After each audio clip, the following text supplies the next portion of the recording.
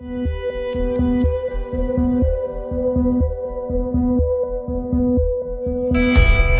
not your savior.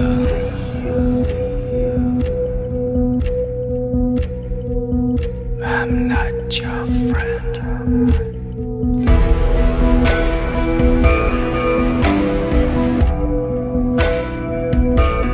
Not your savior.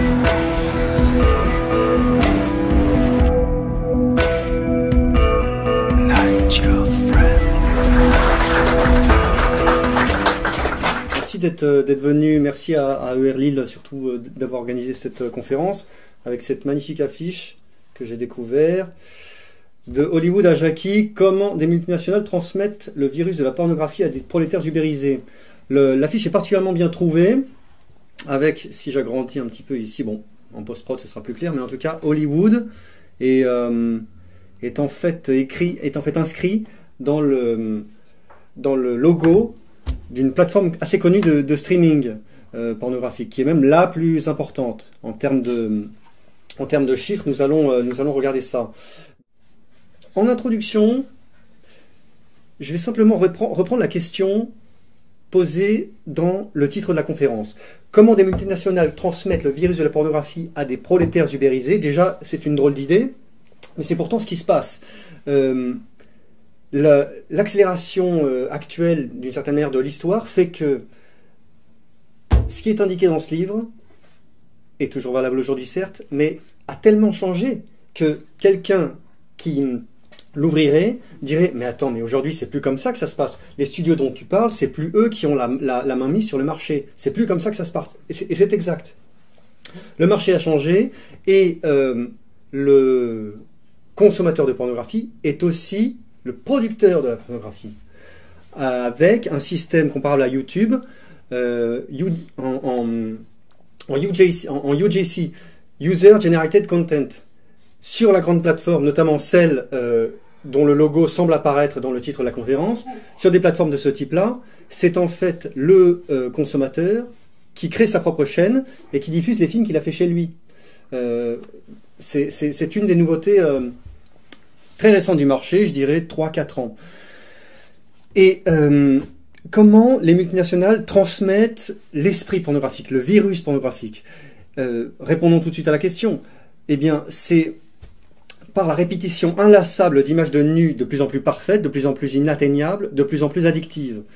Par la mise en concurrence de ces images les unes avec les autres, le mot anglais c'est performer, celui qui fait la performance, n'est-ce pas, la mise en concurrence de ces performeurs les uns avec les autres, au fur et à mesure se dégage au fil des années un sens, un esprit de la pornographie, et il y a un esprit, il y a un virus dans la pornographie qui s'est diffusé donc jusqu'aux spectateurs et spectatrices, puisque nous le verrons peut-être, les consommateurs sont aussi des consommatrices de plus en plus.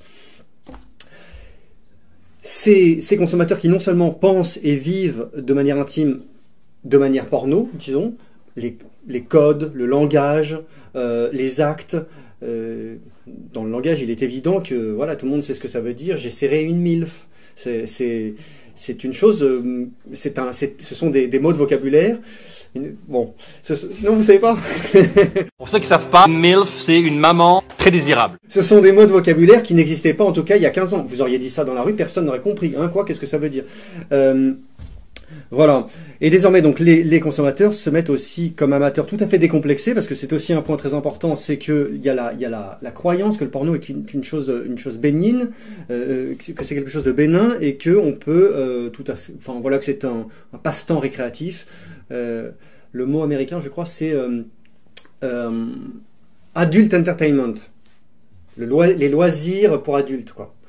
Voilà. Oui, parce qu'ils sont bien malins, ils ne franchissent jamais le seul interdit terrible qui là ferait fermer toute l'industrie, qui est de faire intervenir directement des mineurs. Donc ils peuvent faire à peu près tout ce qu'ils veulent, électrocuter des gadgets dans des cages à torture, faire des trucs pas possibles, mais la frontière jamais passée, c'est de s'en prendre aux mineurs. Ça, ils l'ont jamais fait, raison pour laquelle ça continue. La multinationale produisait le support et le contenu, elle ne produit plus que le support. La plateforme, n'est-ce pas, de streaming. Et le contenu, qui le produit? le consommateur. En tout cas, le consommateur ou le tapis des viandes saoules, comme disait Céline, le kidam moyen. Voilà. On m'a posé une question quand je suis arrivé. L'organisateur de la conférence m'a demandé qu'est-ce qui vous a poussé pour écrire sur ce sujet-là. J'ai trouvé de quoi répondre avec une petite citation de Michel Houellebecq dans un essai qu'il a écrit au tout début de sa carrière, avant même les romans qui l'ont fait connaître, et qui s'appelle Rester vivant. Un très très bel essai que je conseille vraiment de lire, très excellent, très facile d'accès, et qui traite, disons, du désespoir et de comment y faire face.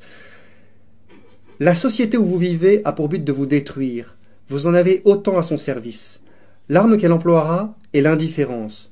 Vous ne pouvez pas vous permettre d'adopter la même attitude. Passez à l'attaque. Toute société a ses points de moindre résistance, ses plaies. Mettez le doigt sur la plaie et appuyez bien fort. Creusez les sujets dont personne ne veut entendre parler, l'envers du décor. Bien. C'est un petit peu ce qui a guidé mes lignes, je crois. Et un ami m'a dit aussi, quand je lui ai dit que j'avais écrit ces pages-là, il m'a dit, mais attends, mais tu montes un peu dans les tours là. C'est juste en fait qu'il y a un peu de blé à se faire pour des petits malins. Et ok, il y a peut-être une étrange division raciale du travail dans ce monde-là, mais il n'y a pas non plus de sociologie à faire. C'est juste une basse affaire d'argent, point. Eh bien non. Moi je prétends que l'enjeu de la pornographie mondiale n'est pas exactement de gagner de l'argent. L'enjeu, c'est de diffuser l'esprit de la pornographie dans la société, chez le kidam moyen, et particulièrement en Occident, pour que le consommateur en temps de crise se satisfasse d'un ersatz, comme un peu la pâtée donnée aux esclaves pour qu'ils tiennent encore physiquement le lendemain. Comment, quand vous êtes gavé de ces images-là, vous avez l'impression d'être satisfait, mais vous mouvetez moins, quoi, disons. Une petite anecdote comme ça, j'ai pris une fois un ferry pour aller de Hong Kong à Durrës. Durrës, c'est en Albanie. Le ferry était rempli d'Albanais, il y en avait même trop. En fait, on était 500 sur un ferry qui a 350 places. Et il y a eu une mutinerie parce que un des deux moteurs ne marchait pas, et donc on allait mettre 24 heures de plus à arriver au port d'arrivée. Et c'est assez drôle de voir de nombreux Albanais dans une ambiance où la plupart n'ont pas où dormir, donc des images assez étranges. Comment l'équipage grec de moins de 20 personnes a calmé 400 personnes en leur donnant à manger gratuitement et à manger une platée de pâtes. Le resto, ils ont fait un appel, ok, on est désolé, et le resto sera gratuit. Et chacun avait sa petite assiette de nouilles trop cuites, et ça a calmé tout le monde, quoi. Mais l'espace d'un instant, on avait l'impression que ces gens allaient prendre le contrôle du navire, quoi. Et je crois que c'est vraiment une leçon extraordinaire pour comprendre comment une minorité peut finalement faire à peu près ce qu'elle veut à une majorité, même une majorité énervée, quoi. Il y a aussi un auteur qui est publié chez Contre-Culture qui est très bien pour comprendre ça, c'est Gustave Le Bon, Psychologie des foules. Une foule, elle peut être très énervée, et là c'est ce qu'on a vu avec les Gilets jaunes, et même ça peut être très légitime cette colère, mais elle n'a pas de sens, elle ne sait pas elle-même où elle va. Et notamment, ce qui est terrible, c'est qu'elle n'accepte jamais qu'un chef émane d'elle-même. La foule se prend toujours des chefs qui viennent de l'extérieur. On l'a vu notamment dans les révolutions bolcheviques, il n'y en a pas un de la révolution russe de 1917 qui venait vraiment du monde ouvrier russe, quoi. Bien, je vais essayer de pas trop digresser aussi parce que j'ai un problème, c'est la digression. Et la raison pour laquelle je me suis intéressé à la pornographie, c'est que c'est un sujet qui est comme une espèce de petit disque, là, sur un plan, d'où partent plein de filaments. Et en fait, quand vous parlez de la pornographie, vous touchez plein d'autres sujets annexes, en fait. Ça appelle beaucoup d'analogies pour expliquer la chose, etc. Bien. Est-ce que, par exemple, j'ai pas déjà oublié quelque chose? C'est pour ça que j'avais tout écrit. Bien. Oui, il y a donc c'était la question du gain d'argent. On peut essayer de comprendre aussi quel est le but de journaux comme Le Figaro ou Libération. La plupart de ces journaux ne gagnent pas d'argent. Mais leur but, c'est c'est de dire, de faire comprendre au bas peuple, de leur faire comprendre où est-ce qu'il faut, comment il faut voter, qu'est-ce qu'il faut penser sur tel et tel sujet. Mais ça ne gagne pas d'argent. Mais vous avez un énorme pouvoir quand vous diffusez des idées et que vous les plaquez sur la tête des gens comme ça, H24. C'est ça, les médias, et notamment une de leurs plus grandes, on le sait très bien, une de leurs plus grandes forces de frappe, c'est pas tellement de répéter une information en boucle, c'est aussi de taire les informations dont eux ne veulent pas entendre parler. Si tous les jours on apprenait que un énième Julien Dubois s'est encore fait tuer par je sais pas quelle racaille ici ou là, au bout d'un moment ça commencerait vraiment à nous énerver, vous voyez. Mais on fait en sorte qu'on ne le sache pas, quoi. C'est ça la force des médias, c'est de tout mettre sous le tapis, quoi. Bien. Sujet racoleur. La bonne critique aussi. Sujet racoleur. Le sujet est-il racoleur? Oui, c'est un sujet racoleur tout à fait. Mais cela dit, je pense quand même que un tiers des connexions à Internet mondiales, quotidiennes, constitue quand même peut-être un sujet de société valable. Alors, si je vous sors simplement 2-3 statistiques, ne serait-ce que celle de la plus grosse plateforme de streaming, c'est juste une d'entre elles, hein. Mais il y en a une trentaine, donc ces statistiques-là ne concernent que celle-ci. Par exemple, en 2018, 33,5 milliards de visites sur cette plateforme-là. Chaque jour, 92 millions de visiteurs. Chaque jour, 92 millions de visiteurs. C'est-à-dire la population du Canada, de la Pologne et de l'Australie mélangée, quoi. Chaque jour. Voilà. Bien.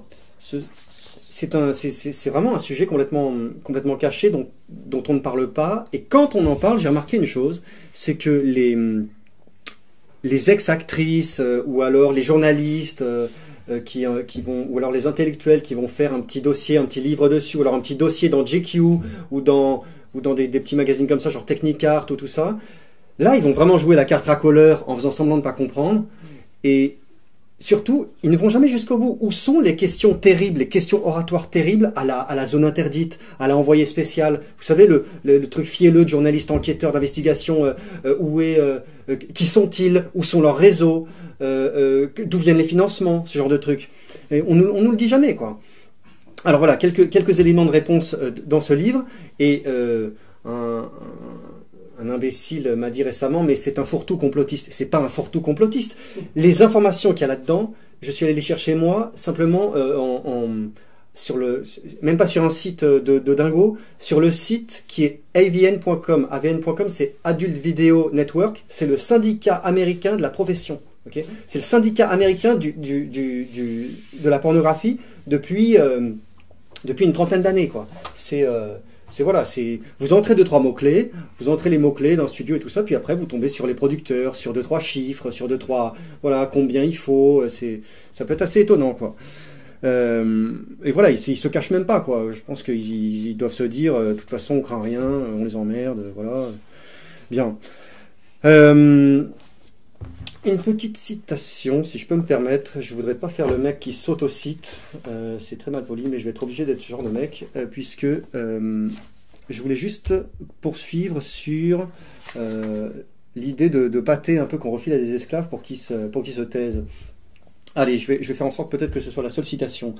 Oui, le porno concourt à la grande dissociation jamais mieux décrite que dans le passage de Matrix où Cypher déclare en mangeant un plat qu'il sait illusoire que, je cite, « les ignorants sont bénis ».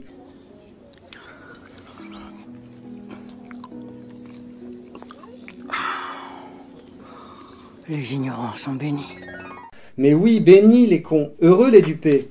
La connerie apporte confiance et certitude. Ce que l'on recherche dans la drogue, l'alcool et l'orgasme, c'est l'état d'hébétude, une soupape qui évacue au loin lucidité et scrupule enfin.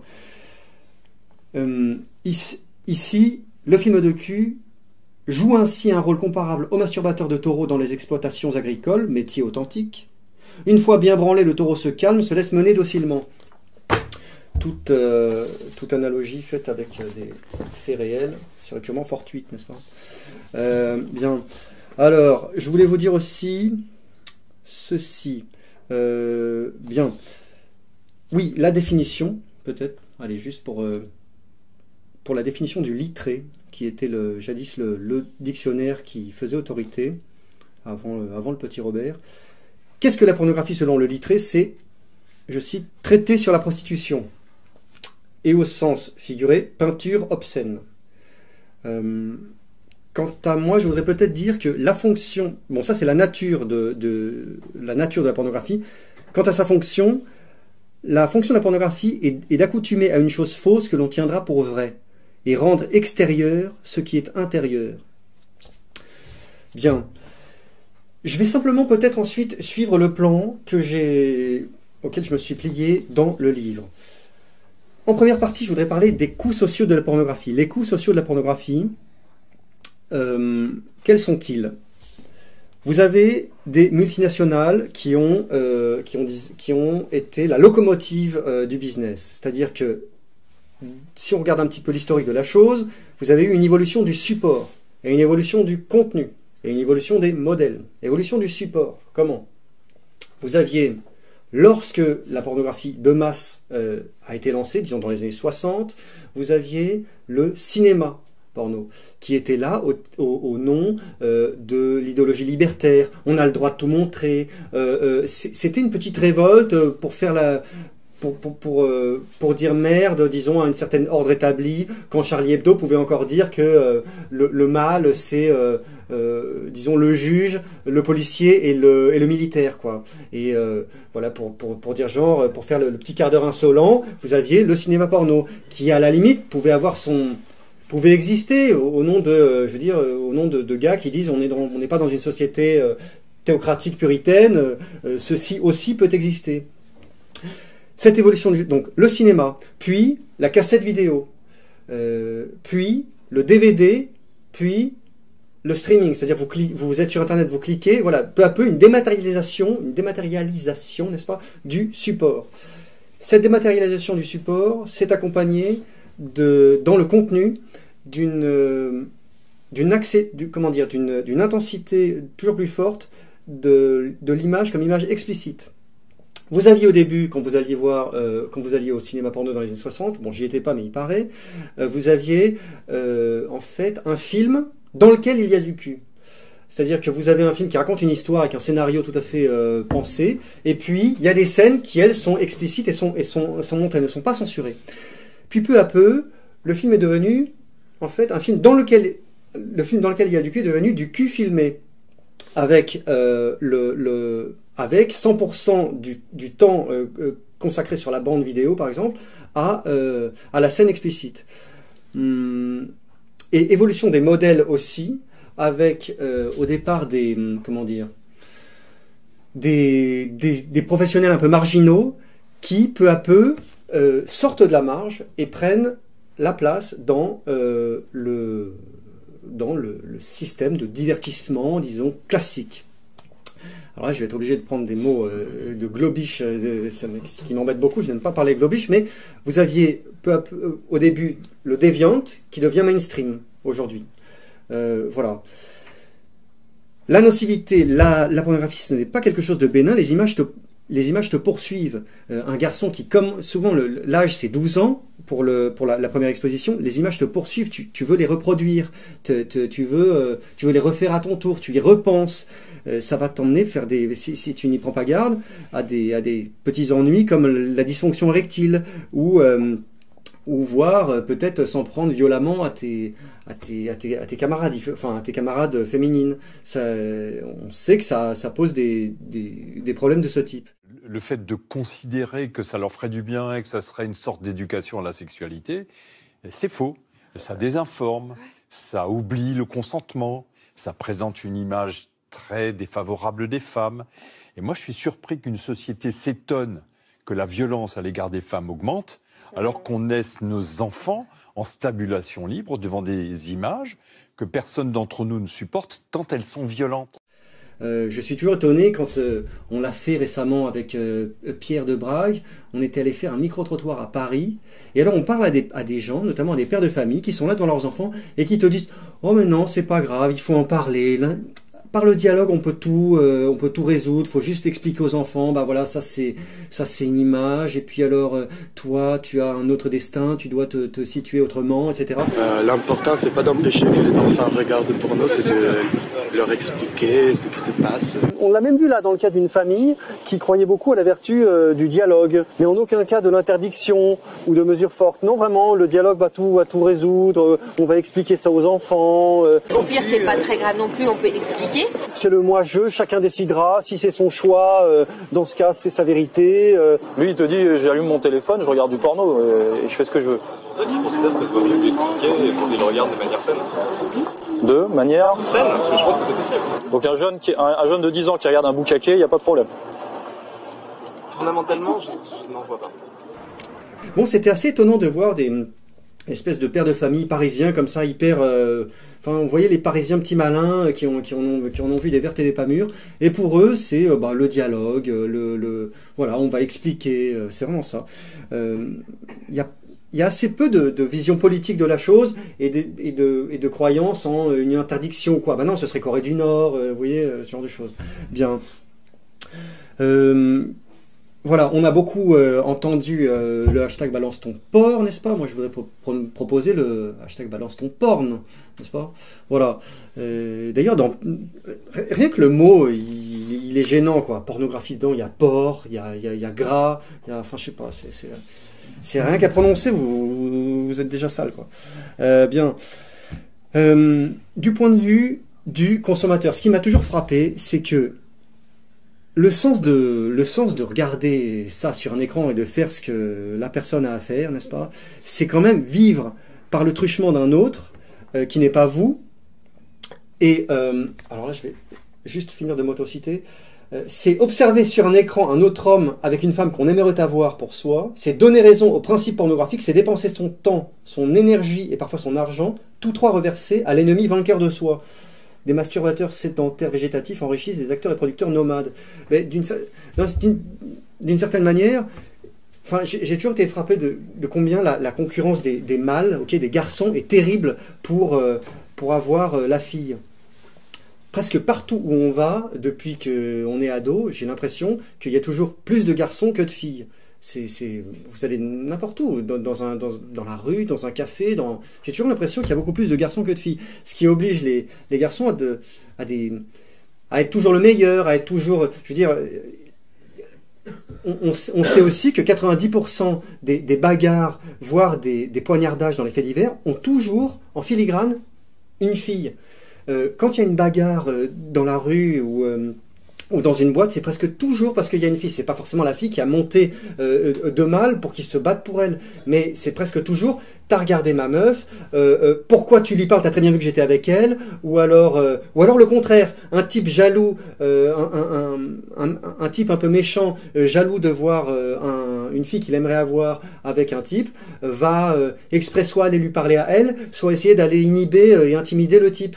Enfin, je veux dire, des fois, quand je parle de ça à des types, ils haussent les épaules et tout, mais je sais pas, je viens peut-être j'ai grandi à Grenoble, principalement, je viens peut-être d'un endroit où qui est particulièrement violent, je ne sais pas, mais j'ai l'impression d'avoir vu ça très souvent, et notamment d'avoir assisté à des bagarres affreuses, avec des gens qui finissent avec des blessures horribles, et je sais pas, enfin, ces choses-là, c'est aussi peut-être ce qui a fait que j'ai écrit ceci, mais bon, bref. Bien, la concurrence entre mâles est terrible, et pour fuir cette concurrence terrible que l'on aurait perdue, on irait se réfugier devant un écran pour aller regarder un type avoir ce qu'on voudrait avoir, et là lui consacrer notre temps. Il y a quelque chose vraiment, si on y réfléchit, qui va vous sevrer de soi-même, de la chose, quoi. Et ce qui peut vous aider, en plus du mouvement NoFap, avec toute son ascèse très, très intelligente, c'est vraiment haïr la chose, quoi. C'est vraiment haïr la chose, essayer de comprendre comment vous met dans une espèce de prison mentale où vous pouvez pas sortir, et le seul truc que vous pouvez faire, c'est engraisser, encourager ce système-là. Bien. La vraie faille Oui, je voulais peut-être vous dire une chose, c'est sur sur l'espèce de... Dans une concurrence des mâles, il y a une hiérarchie des mâles. Ok.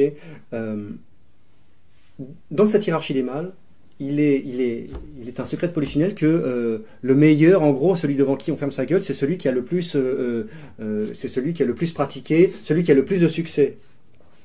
Et devant lui, c'est un peu le modèle et on voudrait reproduire ça à notre tour.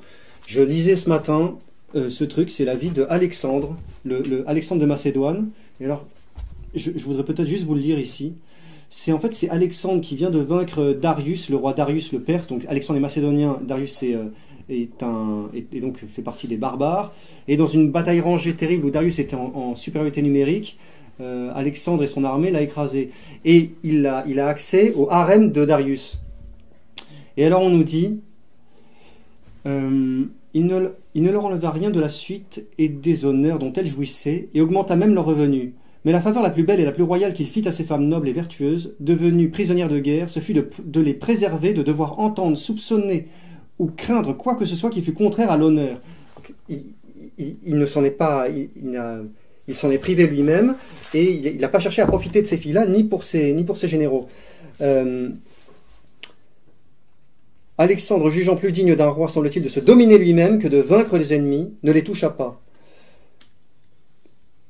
Quant aux autres prisonnières de guerre, Alexandre, les voyant aussi remarquables par leur beauté que par leur taille, dit en plaisantant, les femmes perses sont une blessure pour les yeux. À leur charme physique, il opposait la beauté de sa propre continence et de sa chasteté, et il passait devant elles comme devant des statues inanimées.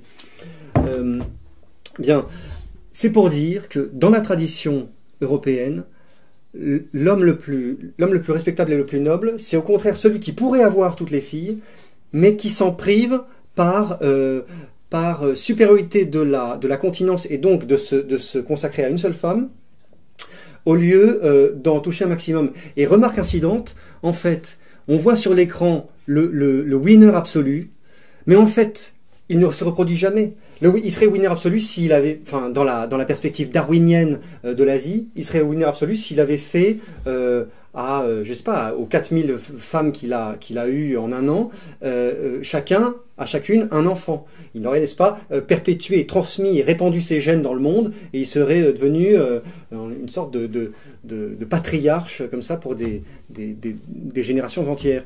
Mais c'est pas ça qui se passe. Il n'y a jamais aucune procréation qui se passe. Et dans l'esprit pornographique qui se transmet au consommateur, le consommateur veut reproduire les mêmes choses. Et là, bon, je vais pas dire les mots ici, mais on voit bien que la procréation n'est pas possible par ces voies-là, d'accord, par ces manières-là. Même avec énormément d'amour. Et donc, voilà, c'est d'une certaine manière, il y a vraiment, on essaie vraiment de nous, enfin, ces images aiguillonnent les garçons vers la stérilité, quoi, vers la stérilité de fait. Même si eux sont fertiles, enfin voilà, la procréation n'est pas possible de cette manière. Bien. Qu'est-ce que je voulais vous dire encore? Bien. Pour illustrer très rapidement l'idée de en fait, dans la pornographie, vous avez un acteur qui, lui, vit réellement la chose, et puis vous avez je sais pas combien de millions de gars en train de se tirer sur la tige. Ça m'a fait penser à cette image-là, peut-être en post-production on pourra la mettre, je ne sais pas si vous la voyez très bien ici. Elle est assez connue. C'est Zuckerberg qui est dans une salle de cinéma où il a fait asseoir des centaines de gens, de gentils, qui sont ici installés sur des chaises avec n'est-ce pas, des casques virtuels. Donc tous les gens sont là, comme en plus vous voyez la tête d'imbécile que ça vous donne quand vous avez un casque virtuel. Bon, il y a 400 personnes avec ce truc là en train de regarder une réalité qui n'existe pas, et il y a Zuckerberg tout content qui descend les marches en souriant. Enfin vraiment, on dirait ils sont bien sous mon contrôle, tous ces imbéciles, et voilà.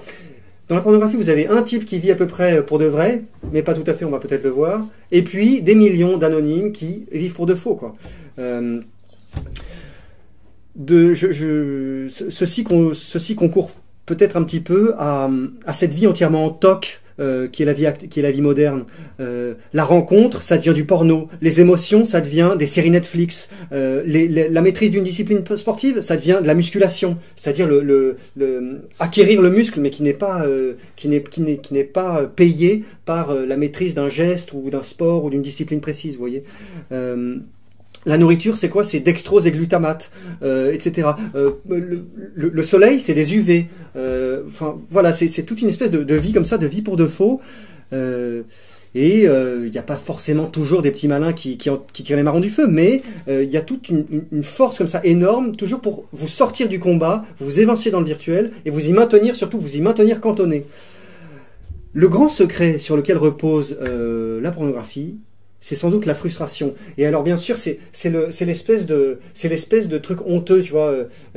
J'ai écrit ceci, il y a un imbécile qui publiquement a dit, enfin en gros, son analyse, c'est pour bien flinguer le livre, c'est de dire en gros, ah mais toi t'es un frustré, toi. Bon, alors que faire? Déjà, au lieu de juger l'œuvre, jugez la personne, et puis quand quelqu'un vous dit ça, vous entrez là dans la concurrence des mâles, avec tout ce que ça peut impliquer d'acrimonie, d'animosité. Vous répondez, alors vous allez répondre en exhibant votre palmarès, et puis là il va vous répondre, mais non, mais on s'en fout de ta vie, bah alors pourquoi tu m'en peux, enfin bon, bref. Mais la frustration, c'est quand même le moteur, et ce sur quoi reposent tous ces gigantesques chiffres, quoi, dont on n'a pas idée habituellement.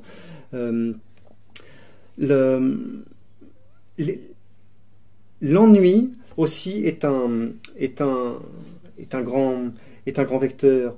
Des grands auteurs comme Sénèque, Schopenhauer, Pascal, Bernanos ont beaucoup parlé sur l'ennui. Par analogie, on comparait l'ennui. Par exemple, Bernanos le comparait à de la poussière qui vous vient sur les épaules, qui vous vient sur le vêtement. Vous tapez le vêtement, puis elle revient quand même. Au bout d'un certain moment, vous êtes toujours obligé de bouger et de vous occuper pour fuir cette poussière. L'ennui serait comme de la poussière. D'autres ont mis en évidence le fait que la vie de l'homme est terrible. Pourquoi? Parce qu'elle va comme entre Charbide et Scylla, toujours, elle circule entre d'un côté l'ennui et de l'autre côté la douleur. Ça peut être assez comparé à une journée de travail, disons, à une journée normale. Au travail, il y a peut-être une certaine dose de souffrance et de douleur. Vous êtes obligé, surtout si vous êtes salarié, de donner votre temps, votre énergie à quelqu'un d'autre dans un business que vous n'avez pas monté. Et puis, quand c'est fini, pendant que vous travaillez, vous pensez que à être tranquille chez soi. Et quand on est chez soi tranquille, tout d'un coup, c'est l'ennui qui arrive. Et qui va même peut-être vous faire préférer l'activité. Ceux qui ont, par exemple, des temps trop longs de vacances, on sait très bien qu'au bout d'un moment, ils ne pensent plus qu'à retourner travailler. Et on est dans une société qui a vaincu la douleur, qui a assez bien vaincu la douleur par les anxiolytiques, les antidépresseurs, la morphine, voire même l'héroïne, mais qui a ouvert des boulevards à l'ennui. 35 heures payées à rien faire, la CAF, le RSA, tout ça, c'est des manières de faire que le temps ne soit plus rien. Un curseur peut-être pour mettre ceci en évidence, une sorte de thermomètre pour le comprendre, c'est peut-être l'immobilier de loisirs à partir de la fin des années 60, avec Pierre et Vacances, Club Med, Center Parks. Tous ces business-là, tout d'un coup, sortis de nulle part, ont explosé complètement. Ils sont là pour pallier à l'ennui. On a de plus en plus de temps, mais de temps à faire quoi? Bien. Et d'autre part, la preuve irréfutable de l'ennui, c'est la consultation intempestive du smartphone. On connaît tous cela. Bien. Dans la pornographie, on sait qu'il y a par exemple un pic de consultation quand? Quel jour? Le dimanche. C'est le dimanche que la consommation est la plus importante. On le voit peut-être sur des diagrammes qu'on pourra mettre en post-prod. D'autre part, quelle est l'heure de la journée où la consommation est la plus importante? Eh bien, il y a un léger pic à 4-5 heures. Ça, c'est le moment où les collégiens rentrent de l'école. Et donc, ce serait le symptôme de l'ennui. Mais il y a un autre pic entre 22h et minuit. Et là, c'est pas l'ennui. Là, normalement, à cette heure-là, il faut dormir. Et ça veut dire que les consommateurs n'y arrivent pas. Et que pour eux, c'est ce qui va leur permettre de dormir. On sait que pour les garçons, la masturbation est aussi quelque chose qui va leur permettre comment dire, de passer à autre chose, de déconnecter leur tête, d'être épuisé, d'être voilà, d'être dans un état un peu d'hébétude et de pouvoir dormir. Donc voilà, de 22h à minuit, c'est le moment de la journée où il y a le pic de consommation. Bien. Voilà, ces statistiques concluent que le porno joue sur la solitude, sur le stress et sur le malheur aussi. Bien. En ce qui concerne maintenant la hiérarchie dont on parlait juste précédemment. Il y a une sorte de hiérarchie de l'accès aux femmes, dans ce combat des mâles terrible. Je trouve que l'acteur est au sommet de cette concurrence. Il est celui et le seul qui a accès aux femmes désirées de tous et qui est payé par tous pour cela. Il serait vraiment au sommet d'une sorte de chaîne alimentaire comme ça. Puis vous avez en dessous disons le playboy disons le baiser, quoi. Le gars qui a un grand succès avec les femmes, mais lui toujours quand même doit tout de même soit payer pour ça, soit c'est pas sa vie. Il faut aussi qu'il travaille à côté. Puis vous avez le client de la relation réelle, donc le client de prostituée. Lui a accès à la relation réelle, mais doit payer pour ça. Puis vous avez tout en bas de l'échelle le client pour le porno, quoi. Le gars, même s'il paye, bon, peut-être que des fois il paye pas, puisque tout ça est gratuit et ça fait partie du jeu, que ce soit gratuit. L'idée c'est bien de diffuser ces images aussi. C'est une grande raison pour laquelle les studios ont fermé à cause du phénomène de quasar, de trou noir des plateformes de streaming. Mais vous avez en fait tout en bas de l'échelle, dans cette espèce de hiérarchie de l'accès aux femmes, vous avez le consommateur de pornographie qui, s'il ne donne pas son argent, donne au moins son temps. Et le temps c'est de l'argent. Bien. La réalité des acteurs, maintenant. Quelques petits éléments comme ça. Quand parfois j'en parle avec des gens, là encore, Manu m'en parlait, ou c'était David, les gens ne me croient pas, mais bon, notamment sur l'effet de l'homosexualité. Vous avez peu à peu une surenchère de virilité caricaturale, presque de viol simulé au fur et à mesure des années, qui s'impose chez les acteurs pour qu'ils soient encore dans la course, quoi. Il faut bien comprendre que tous ces gens-là doivent être bookés par le producteur sur le prochain tournage, et c'est un combat de tous les instants qui recommence à chaque nouveau tournage. Donc des performants de plus en plus violents. Il en va de leur réputation, de leur référencement auprès du pool de femelles. Ils sont en représentation permanente. Ils doivent époustoufler le producteur, la femelle, le consommateur. Ceci explique aussi que, en voulant recopier ce que certains voient sur l'écran, par exemple la chute du producteur de New York, Eric Schneiderman, en mai 2018, c'est un article dans Le Figaro. Les féministes militantes Michelle Manning-Barish et Tania Selvaratnam disent avoir été, je cite, étranglées et frappées de manière répétée par M. Schneiderman alors qu'elles entretenaient une relation sentimentale avec lui. Voilà, ça peut aussi poser deux, trois problèmes à certains s'ils commencent à reproduire ce qu'ils ont vu sur l'écran. Mais ça peut poser aussi certains problèmes à certains performeurs eux-mêmes, notamment un assez connu, qui se fait appeler James Dean, mais pas comme l'acteur des années quoi d'ailleurs, des années 50, La fureur de vivre. Mais bon, écrit d'une autre manière, ce type-là a été inculpé pour viol par une actrice, puis plein d'autres se sont mises dans la boucle et se sont aussi portés partie civile. C'était parce que ce type-là avait un tel succès qu'il se croyait invincible et intouchable, quoi. Il est devenu soudain le modèle masculin mondial presque. Le gars débarquait un peu en avance sur les tournages, allait voir les filles, il pensait qu'il pouvait en disposer à sa manière, et voilà, une a dit un mot sur Twitter, et puis hop, toutes les autres s'y sont mises. Bien. C'était voilà, d'autres aspects sur ce que c'est que la réalité des acteurs qui sont dans ce milieu-là. Le problème du consentement que posent des images très violentes, quasiment de viol simulé, effectivement. Où est le consentement, disons, de la fille, quoi? À un tel niveau de violence, voilà, la catégorie appelée bondage, où est le niveau de consentement de ça? Je trouve que ça appelle à 2-3 questions, qui trouvent quelques éléments de réponse, mais dans les pages que vous, peut-être, allez lire. Bien. Je voulais aussi parler de ceci. La plupart des acteurs pornographiques, à hauteur de 3/4, sont en fait homosexuels.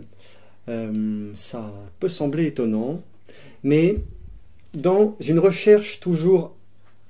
C'est ça qui est très caricatural, c'est que dans une concurrence impitoyable des mâles, il reste plus que quelques-uns en haut, mais en fait ces quelques-uns en haut sont pour la plupart des homosexuels.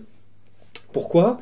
Parce que dans une recherche de maîtrise de son corps, de maîtrise parfaite de l'image, avec des gestes très caricaturaux, ou même un corps parfait au niveau de la musculature, on sait que les homosexuels sont beaucoup plus narcissiques que les hétéros. Les hétéros se laissent pousser le bide, d'ailleurs on a tous du bide ici, n'est-ce pas?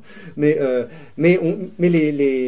les homosexuels, eux, recherchent une image parfaite d'eux-mêmes, parce que leur attrait, c'est un autre même. C'est pas l'autre, c'est un autre soi-même, quoi. Et dans ceci, ils aiment voir chez l'autre celui qui est parfaitement lisse, comme eux-mêmes le sont. D'autre part, ce narcissisme va aussi les pousser plus à l'exhibition qu'au voyeurisme, qui sont deux penchants antinomiques, et apparaître sur l'écran. C'est quand même terrible si les garçons, notamment adolescents, y réfléchissent un peu, que les grandes personnes qui voient sur l'écran et qui pensent que ce sont des modèles ultimes de virilité sont en fait pour la plupart des homosexuels sous Viagra. À tel point que cette invasion de l'industrie par ces gens-là lui a posé des problèmes à l'industrie, lui a même failli faire fermer la porte. Quand je parle de l'industrie, c'est tout le monde qui est la majorité de l'industrie pornographique, qui représente la majorité de l'industrie pornographique, qui sont les vallées voisines de Hollywood à Los Angeles, les vallées de Chatsworth et San Fernando. D'ailleurs, sur une carte, c'est assez étonnant de voir comme elles sont proches. Et puis de là à comprendre que certaines personnes qui travaillaient dans le mainstream, donc dans Hollywood, sont passées de temps en temps pour faire des extras dans le porno. Vous comprenez aussi beaucoup de choses sur le fait que ce qui était cantonné à la marginalité devient de plus en plus mainstream. Mais oui, parce que derrière le rideau, ce monde-là, c'est le même en réalité. Le même. Bien. Et voilà, donc l'industrie a failli mettre la clé sous la porte 2 fois entre les années 2000 et 2010 à cause de scandales de MST qui venaient de se répandre, et de MST graves, syphilis et sida. Or, d'où venaient ces MST, alors que les acteurs sont testés régulièrement? Elles venaient en fait d'acteurs qui, comme ils sont homosexuels, avec des pratiques nettement plus à risque, avaient récolté dans leur vie privée des MST qu'ils commençaient à répandre peu à peu dans l'industrie, quoi. Et la dernière à avoir pointé ceci s'appelle August Ames, et elle en est morte. Alors, comment ça s'est passé? C'est simplement qu'elle a révélé le secret de polichinelle de l'industrie en disant « mais j'en ai marre de risquer ma vie, en gros, sur ces tournages qui sont pas protégés avec des types qui ont des MST ». On sait très bien que la plupart sont homosexuels et que donc ils ont des pratiques à risque et donc plus de risques et que donc en tournant avec eux on a plus de risques de recevoir d'être contaminés. Pour avoir dit ça sur son compte Twitter, pour comprendre où on est l'industrie, toujours il faut regarder les comptes Twitter des producteurs, de 2-3 acteurs. Vous regardez ça, là vous comprenez tout. Où est-ce que ça va, machin. Et pour avoir dit ça sur Twitter, tout d'un coup, elle a eu des centaines et des centaines d'insultes et de menaces. On va te pourrir ta carrière, ta vie est terminée, mais pas seulement ta carrière, on va te pourrir ta vie. Et lors de l'heure suivante, elle s'était suicidée. Elle s'est suicidée quand même. La pression et le harcèlement étaient trop forts. Et là, on nous embête toute la journée avec le harcèlement moral, le harcèlement sur les femmes, les violences faites aux femmes, etc. Ça, les journaux n'ont pas dit. Les journaux ont juste dit, on fait des petits brefs encarts, on dit une actrice pornographique américaine s'est suicidée. Ils n'ont pas dit le pourquoi de la chose. Le pourquoi de la chose serait très homophobe, comme on dit, et très, très subversif, quoi. Bien. Oui. Nous en étions à voilà, l'idée de narcissisme, etc. J'oublie beaucoup de choses quand je vous parle comme ça. C'est la raison pour laquelle aussi ces choses-là sont écrites et que je suis peut-être plus doué pour la page écrite que pour l'expression orale. Bien. L'esprit de la pornographie. L'esprit de la pornographie est une sorte d'acide qui attaque les roches très friables de notre société, disons moderne, libérale, très, très vulnérable. Un des organisateurs de la conférence me faisait la remarque juste avant de commencer, mais c'est très curieux en fait, qui regarde ça? Pourquoi c'est à ce point violent et dégoûtant? C'est que bondage, stepmom, l'inceste, c'est-à-dire, comme le disait, Rissen parle bien de ces choses-là.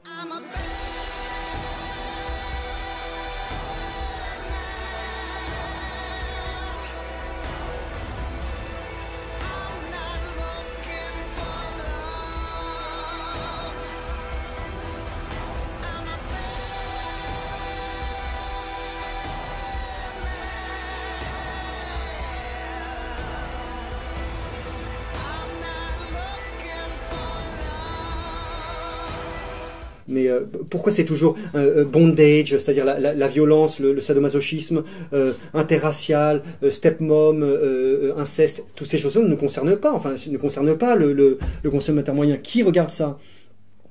Bon, plusieurs choses. Première chose, peut-être que à force de regarder une image, il faut toujours aller vers le toujours plus. Okay, l'accoutumance vous pousse pour sortir de l'accoutumance à du toujours plus hardcore. Et d'autre part, est-ce que c'est pas aussi peut-être un peu le monde de ceux qui font ça, de ceux qui produisent ça? On peut jamais que produire ce qu'on a dans la tête et ce qu'on fait, voire ce qu'on vit soi-même. Est-ce que entre les années 2000 et 2010, les studios qui étaient alors encore tout puissants n'ont pas aussi répandu comme catégorie des choses que eux voyaient parce que ces gens-là sont un peu l'élite de la Californie. La Californie, c'est l'État le plus libéral des États-Unis, c'est aussi l'État le plus peuplé. C'est vraiment là où les choses se passent. Disons au niveau des mœurs, vous avez New York pour la finance et vous avez la Californie pour les mœurs, quoi. Et voilà, ils sont peut-être un petit peu en pointe, mais on sait très bien que dans par exemple, dans les mondes un peu d'élite, le sadomasochisme est une pratique courante. Quand Yves a essayé d'assassiner Yves Saint Laurent, Pierre Berger, moi je lui ai posé la question, je lui ai dit pourquoi tu as voulu assassiner Pierre? Sa réponse, ça m'a vraiment stupéfait. Il m'a expliqué que dans une séance de soumission que Pierre lui infligeait, il l'avait ligoté et Pierre lui avait obligé de manger ses excréments. On parlera pas de Strauss-Kahn, mais bon voilà, voilà peut-être les autres pratiques aussi, donner sa femme à des gars du ghetto, c'est peut-être leur truc à eux, vous voyez. Mais après ça arrive jusqu'ici, ça pose des gros problèmes parce que comment dire, déjà ça influence ceux qui arrivent dans un certain sens, mais ça influence aussi les adolescents à se comprendre eux-mêmes comme des merdes et dont le destin serait quoi? D'être des espèces de cuckold, ok, qui sont là croisant les bras et à refiler leur femme et ce serait normal. Et avec l'idée du porno bénin, mais ouais, c'est juste comme ça, mec, c'est juste non, c'est juste un délire, quoi, c'est juste comme ça. Non, c'est pas comme ça, ça porte beaucoup de sens, des actes comme ça. C'est jamais bénin, c'est jamais gratuit, c'est jamais ça va porter des conséquences. Bien, le silence complet des féministes, des vigilants, ok, toujours assez étonnant. On a toutes sortes. Voilà, si quelqu'un a écrit un mot bizarre sur l'établissement Bagelstein il y a une semaine, tout de suite on le sait et il y a une manifestation dans les 3 jours, quoi. Mais je veux dire, chaque jour des milliers de nouveaux films produits avec toute la violence que l'on sait, soit morale, soit physique. Non, je veux dire, ça a soulevé les questions de personnes, quoi. Je veux dire, et quand bien même ces gens-là, enfin, quand même des vigilants ou des féministes commencent à dire il y a une image mauvaise de la femme qui est véhiculée dans le porno, déjà c'est vrai, mais il y a aussi c'est aussi très lourd à porter pour le garçon qui voit ça. Ok, ça brutalise l'image de la femme, mais aussi l'esprit du garçon qui voit tout ça, qui a peut-être pas envie de le voir, quoi, mais qui là on fait appel à son cerveau rectilien et hop, il est hameçonné, quoi. Toutes les prétendues subversions anti-porno demeure très, comment dire, tout à fait sans risque, quoi. Je veux dire, elle ne porte pas de coups douloureux, tant que c'est juste des mots. Si vous ne désignez pas du doigt l'oppression et les oppresseurs, ça va rien faire, quoi. Vous les inquiétez en rien, quoi. Voilà. Je voulais passer un petit peu du côté de la vie réelle et bien me faire taxer de misogynie. Bon, comment dire, par où commencer? Alors, peut-être en parlant de la valeur et du coût d'une copine dans la vie réelle. Quand vous avez une copine dans la vie réelle, vous devez payer pour vous-même et payer pour elle. Et vous devez, surtout dans un contexte de divertissement, de Netflix, de divertissement perpétuel, toujours l'étonner. Ouais, mais je veux que tu me fasses rire, ouais, mais je veux que tu m'étonnes, ouais, mais je veux qu'il y ait la flamme, je veux que tu m'emmènes, Mais au bout d'un moment, tu travailles chaque jour, le week-end tu veux te reposer, tu peux étonner, mais pas tout le temps. Et on ne peut pas fonder un couple sur l'émotion et l'étonnement perpétuel. Mais bon, voilà. Plaute, je crois, 3e siècle avant Jésus-Christ, disait un truc du genre mais allez expliquer à quelqu'un qui n'est pas gouverné par la raison des choses raisonnables. Bon, bref. Félix Nietzsche a dit: le choix d'un jeune aujourd'hui, c'est quoi? C'est de se branler sur Internet ou de se mettre en couple. Et l'un, souvent, appelant l'autre, d'ailleurs. Grande puissance des femmes, l'actrice porno après les années 90. Les années 90, c'était l'époque de l'actrice porno de 30 ans, vulgaire, bronzée à l'enobiole, avec du maquillage très appuyé, le trait au crayon. Ok, bon, pas de doute, c'était bien la grosse pute. Pardon pour le terme, mais voilà, c'était ça. Il y avait vraiment le cliché.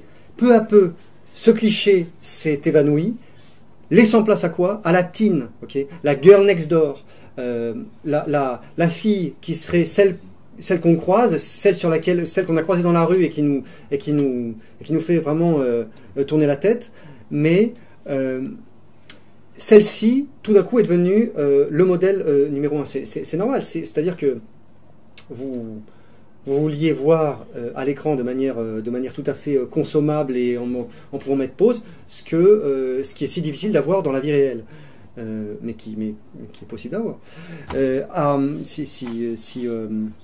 Souvent, si on s'en donne les moyens. Et donc, je crois que c'est une phrase de Debord que j'ai pas retrouvée, mais c'est Adrien Sajous qui me la disait la dernière fois lors d'une petite allocution commune qu'on avait à la radio ERFM. À mesure que l'image sur l'écran se rapproche de la réalité s'éloigne. Est-ce que j'ai la citation? Non, je n'ai pas la citation de Debord ici, je ne l'ai pas. Bien, mais en tout cas, c'est quelque chose comme ça. Tout ce qui était... Ah voilà, c'est ça, c'est que tout ce qui était directement vécu s'est éloigné dans une représentation. Tout ce qui était directement vécu s'est éloigné dans une représentation. Comme cette citation s'applique bien à la pornographie et à la consommation de pornographie. Sur la copine, il y a aussi le fait que toutes les lois sont de son côté. Elle choisit tout, il faut payer pour elle, il faut la défendre en cas de problème. 90% des maraves ont lieu pour une fille. Regardez, souvent, lisez les faits divers et essayez de savoir pourquoi la bagarre a eu lieu. Donc pour ça, il faut noter le jour du fait divers et ensuite rentrer les mots-clés quelques jours après. Et vous verrez, c'est presque toujours à cause d'une fille. Ou alors il y a un mec qui a voulu faire le malin devant une fille ou ce genre de choses. Et à tous ceux qui après avoir lu le livre, m'ont taxé de misogynie. Déjà, c'est pas moi qui suis en cause. Moi, j'ai une vie qui est autre, déjà. Voilà. Bien. Et ces gens-là, notamment certains érudits, là, bon, bref, pourraient peut-être relire l'Iliade, et avec une paire de lunettes, ce serait une bonne idée, parce que l'Iliade, c'est quand même quoi? C'est l'histoire de une bande de barbares asiatiques, les Troyens, qui se sont pointés en Grèce et qui ont pris une des femmes d'un des chefs des Grecs et qui sont rentrés chez eux. Et ces gens-là ont cru que ça allait se passer comme ça, quoi. Alors, effectivement, de nos jours, ça se passe un peu comme ça. Mais à l'époque, ça se passait pas comme ça. Donc, à l'époque, ces barbares ont pris la femme de Ménélas le blond, le chef de Sparte, le blond. C'est écrit dans l'Iliade, d'ailleurs, à ce titre. si vous lisez l'Iliade, ne l'achetez pas en version de poche, achetez-la dans la belle version contre-culture. Une très belle version contre-culture avec un beau papier crémé, enfin, vous pouvez regarder toutes les versions de l'Iliade que vous voulez, c'est vraiment une des plus belles, quoi. Bien. Je dis ça vraiment tranquillement, j'aime beaucoup les livres et voilà, je le dis, c'est une très belle version et en plus elle coûte que 25 euros, c'est donné, quoi. Normalement un truc comme ça c'est 50 euros. Voilà. Et en fait, qu'est-ce que c'était la Grèce à l'époque? À l'époque, la Grèce, c'était le monde blanc, ok? Les Grecs étaient très différents des autres peuples alentours, et en plus, ils avaient des règles à eux, un système à eux, un système beaucoup plus beau, ils avaient la musique, ils avaient la philosophie, ils étaient plus intelligents, ils connaissaient l'astrologie, un mec pas connu du tout, Aristarque de Samos, je crois au 3e siècle avant Jésus-Christ, avait déjà prouvé l'héliocentrisme ou quoi. Après, on nous dit, mais non, c'est la guerre entre l'Église et Galilée ou je sais pas qui. Pas du tout, ces choses-là étaient déjà expliquées bien avant. Et donc, cette civilisation-là, très, très belle, très précieuse, était aussi beaucoup moins vulnérable que la nôtre, avec un système de défense. Et donc, pour une seule femme, les Grecs sont allés déclencher une guerre et rechercher cette femme-là devant les murailles de Troie, et qui a fini par la destruction que l'on connaît. Bien. Vous avez... ici, je voulais parler de Wenger, mais peut-être pas. Baisse du... Oui.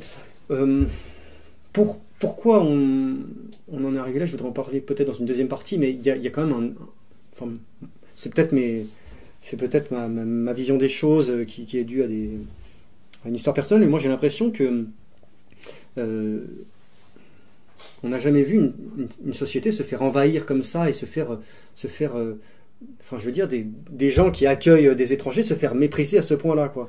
Il y a une baisse du caractère infamant de l'acte sexuel. Notion d'honneur sexuel chez Schopenhauer. L'acte étant la condition d'apparition du sentiment chez la femme, souvent. On dit que ce sont les hommes qui veulent baiser le premier soir. La pratique obligera tous ceux qui connaissent le sujet à dire le contraire. C'est la femme qui veut que l'acte ait lieu le premier soir. Sans quoi, elle ne veut plus vous revoir, même. Et alors bon, voilà. De toute façon, quand on parle de ce genre de sujet, tout de suite, ça, des gens qui ont vécu les choses différemment, le voient différemment, et après d'autres s'énervent, parce que c'est toujours le sujet des bastons. Hein. La femme, c'est toujours le sujet des bastons. Et je vous raconte pas les messages qu'on m'envoie, quoi. Des messages même de menaces ou d'insultes un peu grotesques. Bon, bref, voilà, mais c'est comme ça, bien. Ceux qui connaissent le sujet pourront en parler de manière apaisée. Bien. Dans Misère du désir, il y a une citation que je voudrais vous dire de mémoire, c'est « La fonction morale de la pornographie, c'est de nous rappeler combien le sexe est vil. » Voilà, c'est aussi... Cette citation m'a fait rebondir parce que, en fait, c'était une chose valable, à mon avis, dans les années 90. Et peu à peu, le système pornographique, ayant compris ceci, a fait en sorte que l'image soit justement de moins en moins vile, qu'il y ait, n'est-ce pas, qu'il y ait plus, par exemple, qu'il y ait plus les poils. La diffusion si massive de l'épilation, notamment féminine, et c'est l'évidente influence de la pornographie qui est derrière ça. C'est évident, enfin, on le voit, quoi. Et peu à peu, la pornographie est devenue de moins en moins laide et vile, hélas, enfin, hélas ou... oui, hélas, disons, puisque son caractère addictif repose justement sur des images de plus en plus parfaites, avec des filles et des actrices de plus en plus parfaites.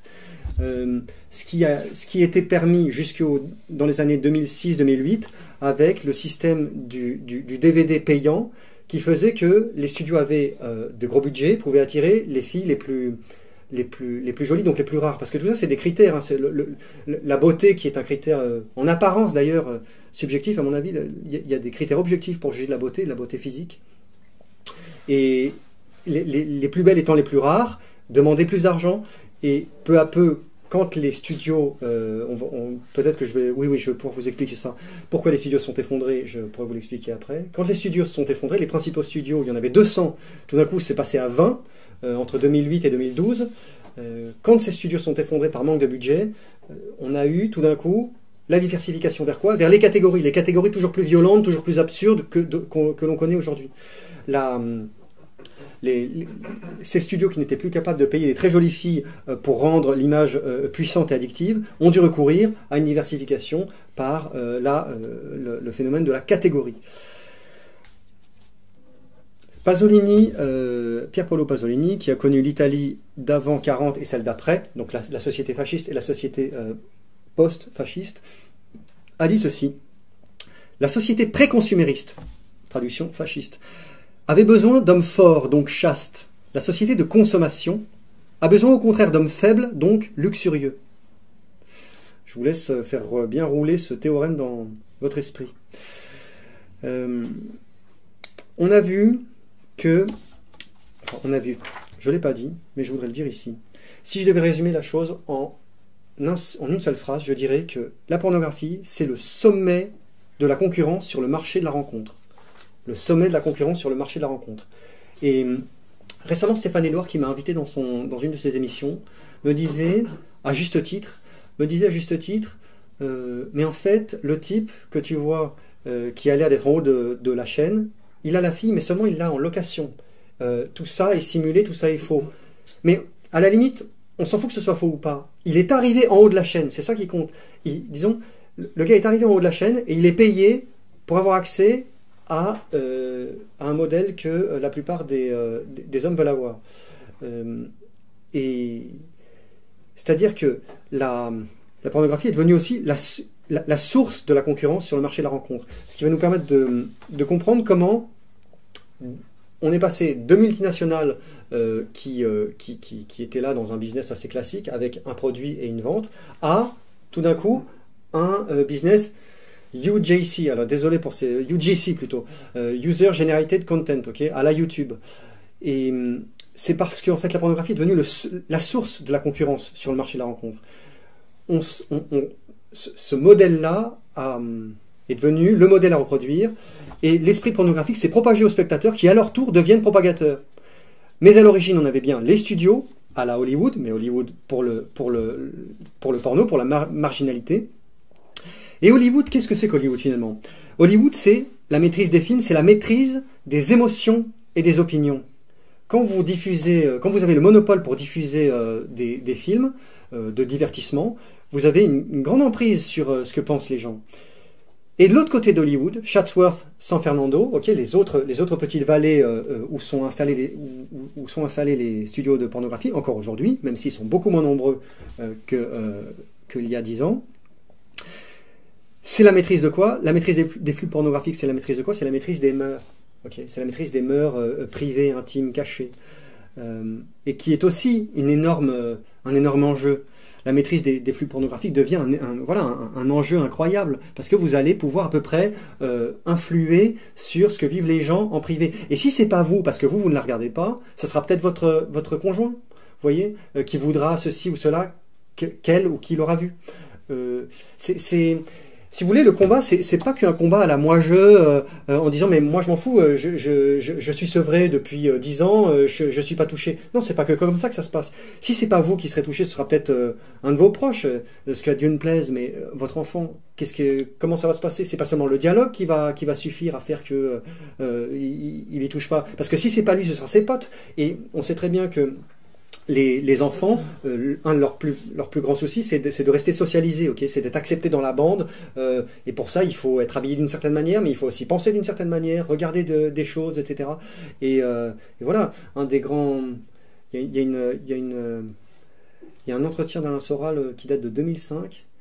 À un moment, il dit un truc, ça m'est souvent resté, c'est qu'il disait, on peut pas comprendre les positionnements, la plupart des positionnements des gens, on ne peut pas les comprendre si on ne comprend pas qu'en fait, tout leur souci, c'est de jamais rester seul, en fait. Et ils sont prêts à tout pour ça, quoi. À penser d'une certaine manière, aussi à... Voilà, c'est pas que moi... Voilà, c'est pas que du moi-je.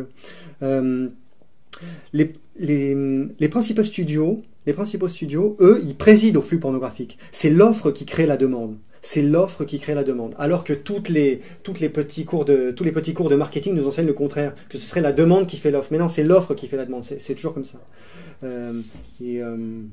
Pour faire un petit parallèle avec, par exemple, un autre toxique moderne qui n'est pas la pornographie, mais qui est le shit, le trafic de drogue. D'ailleurs, qui repose à peu près sur les mêmes mouvements.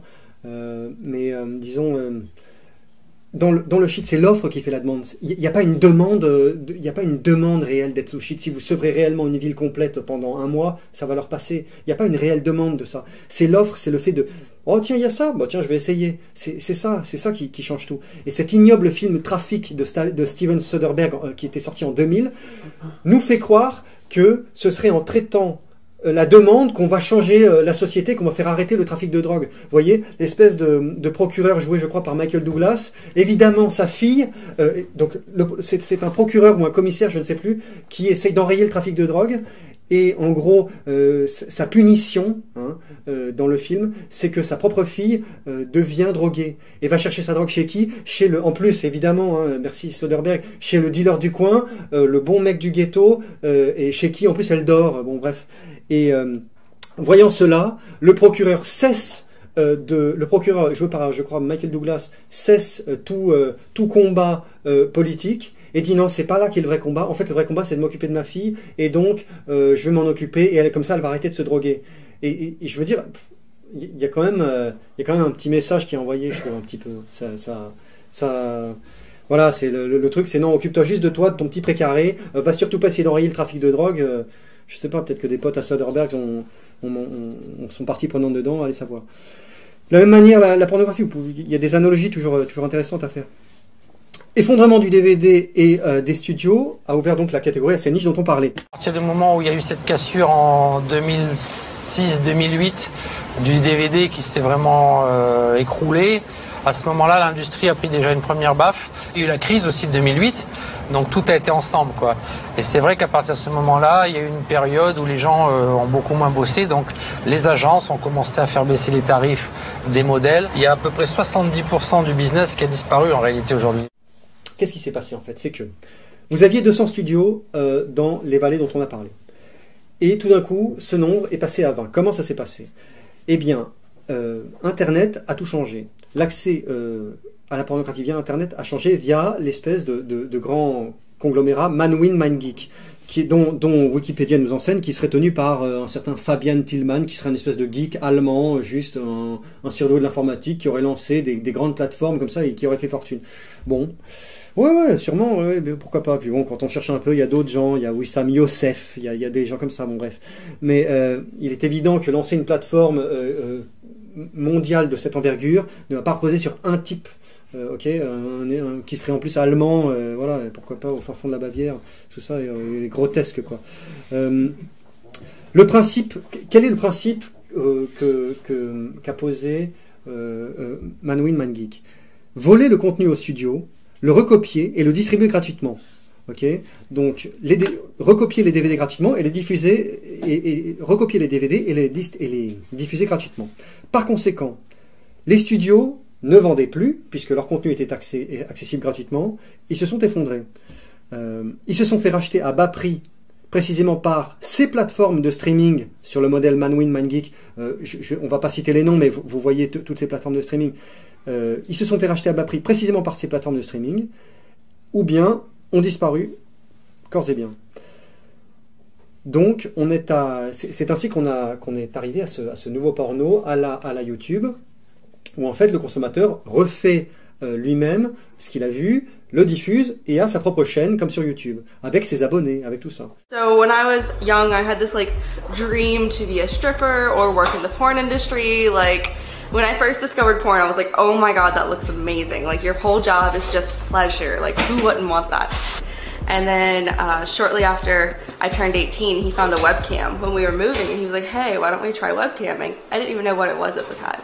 And he asked me if I wanted to do it. I was like, yeah, let's try it. Dans la transmission de ce virus, je voudrais peut-être faire juste une petite analogie avec la traite négrière transatlantique. C'est assez similaire finalement. Vous aviez dans ce business, au XVIIIe siècle, au XVIIIe, XIXe siècle, des gens qui étaient des armateurs de bateaux d'esclaves. nomadisme, idée de déplacement. Eux, ils ont fait du fric avec ça. Ils ont fait monter des esclaves dans leurs bateaux, qu'ils ont débarqués ensuite dans les ports de Charleston, principalement, et de Newport, Rhode Island, pour les vendre à des sociétés de distillerie d'alcool. Alcool, d'ailleurs, bon, plus, voilà, c'est du mal pour faire du mal, bref, mais de distillerie, vraiment de torboyaux pour que les travailleurs américains puissent tenir au travail, quoi. Eh bien, c'est un peu le même schéma, puisque vous avez des armateurs Ashkénazes ou Maran qui ont lancé un business, et puis qui s'en sont débarrassés, quoi, et qui ont refilé le bébé et l'eau du bain à qui? Aux couillons de blancs américains planteurs sédentaires sur le terrain américain, qui eux, voyant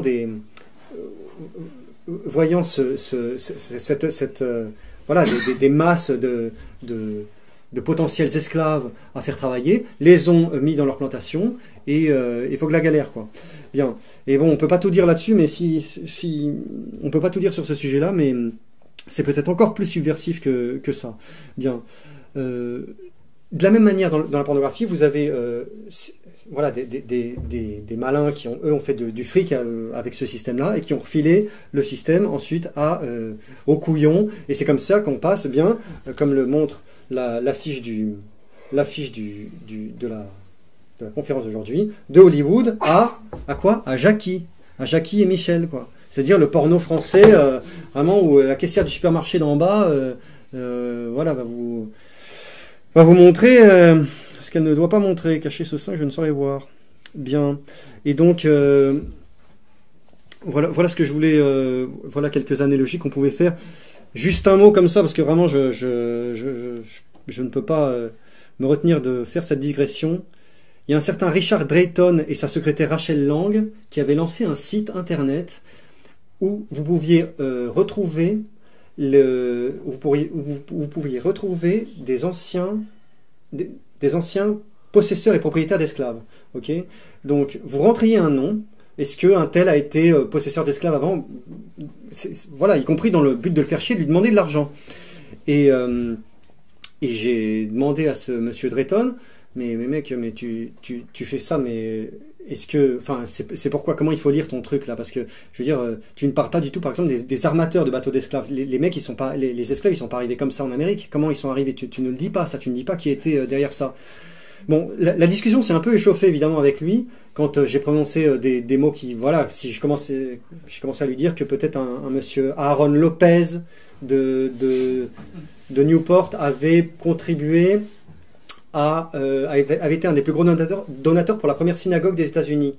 Et bon, alors voilà, il m'a répondu antisémitisme, etc. Bien, mais comme souvent, le sémitisme fait beaucoup plus de mal que l'antisémitisme. Ça, c'est un autre sujet, bref. Mais en tout cas, je lui ai dit, mais attends, je vais simplement prendre ton site de merde et puis on va regarder.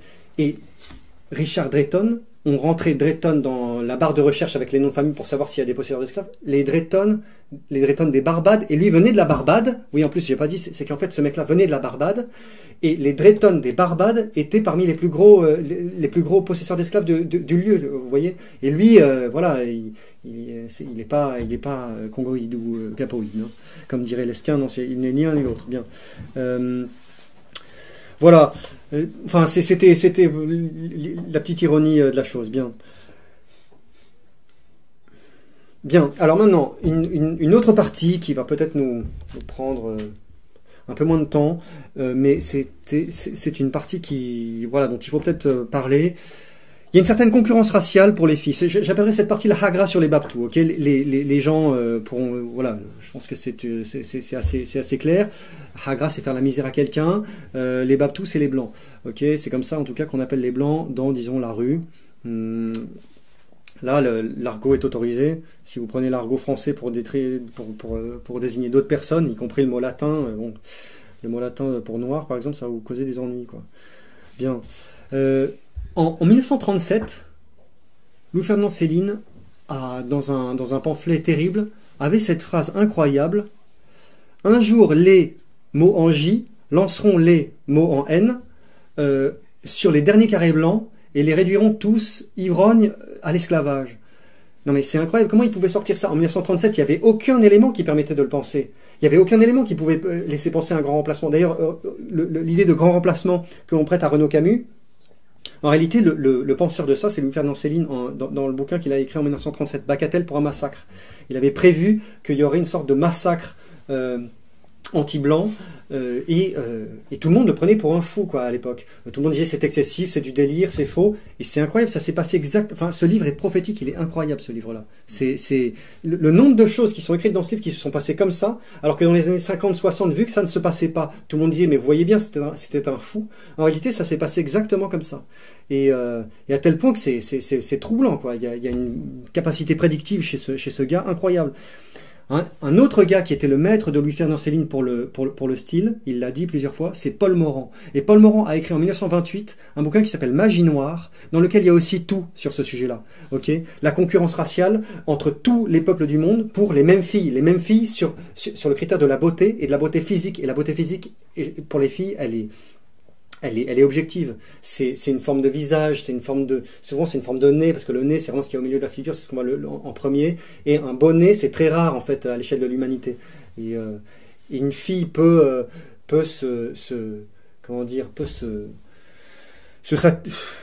dire amen à un type qui a pas un très beau nez, mais parce que peut-être la beauté physique masculine réside ailleurs, ou même certaines peuvent peuvent hausser un peu les épaules, je ne sais pas.